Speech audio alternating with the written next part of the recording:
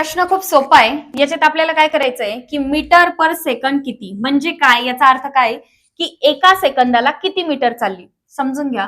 आता एका 150 मीटर लांब आगगाडीला 450 मीटर लांबीचा प्लॅटफॉर्मचे अंतर पार करण्याकरता 20 सेकंद लागतात.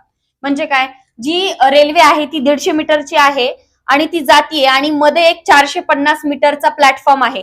जेव्हा ती ह्या प्लॅटफॉर्मला ओलांडेल तर तिला किती वेळ लागतोय, 20 सेकंद लागतात. परंतु ती काय करते, प्लॅटफॉर्मची 450 प्लस स्वतःची 150 म्हणजे दोन्ही पण ती ओलांडतीये 20 सेकंद मध्ये.